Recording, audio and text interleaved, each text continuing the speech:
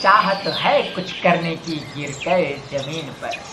जी हाँ दोस्तों, चाहत है कुछ करने की गिरकर जमीन पर फिर से आसमान छूने की।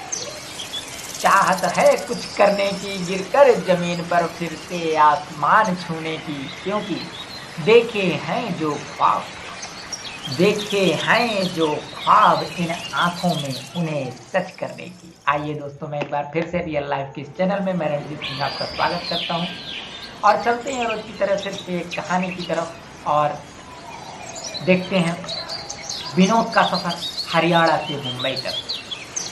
हाँ, वही विनोद जो इतना घटिया पढ़ने लिखने में बदतमीज बेवकूफ गांव की नजरों में और माता पिता की नजरों में, वह विनोद नाम का लड़का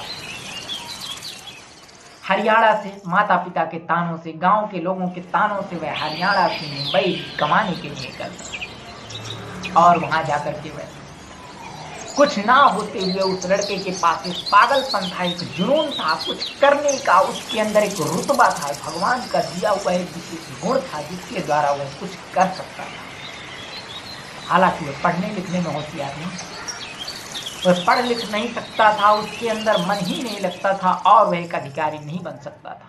लेकिन उसे यह भी नहीं पता था कि मैं क्या कर सकता हूं और वह कमाने के लिए निकल पड़ा। किसी तरीके से उसकी माँ ने 15-20 रुपए इधर उधर से जुटाए और उसको चुपके से दे दिए। वह विनोद ये फटे पुराने कपड़ों के साथ एक झोला टांगकर मुंबई की ओर प्रस्थान कर भूखा प्यासा गाड़ियों में चलता रहा और जब भी उसका मन करता पागलपन की तरह, पागलों की तरह गा उठता और लोग उसको सुनते थे। उसके स्वर में क्या मिठास थी, क्या उसकी रुचि थी गीत गाने में और डांस करने में। जहां भी मन करता नाचने लगता, गीत गाने लगता। मुंबई पहुंचा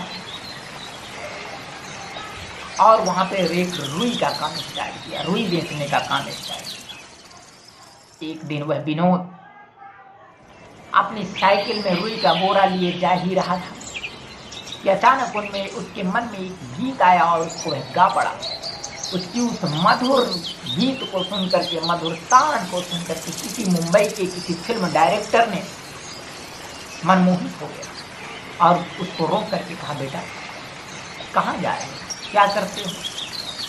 उसकी आंखों में आंसू छलक आए। उसने कहा, मैं किस्मत का मारा लाचारा बेचारा, मैं कुछ नहीं कर सकता अंकल जी, मैं बस कमाने के लिए मुंबई आया हूँ।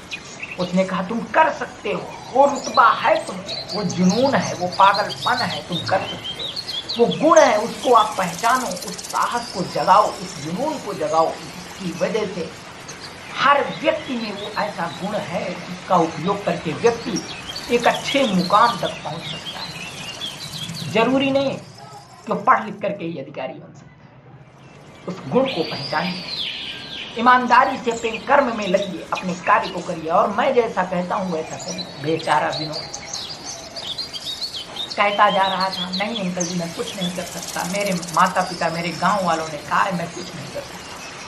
लेकिन डायरेक्टर साहब ने कहा, तुम कर सकते हो, तुम्हारे अंदर वो गुण है और अपने साथ ले लें।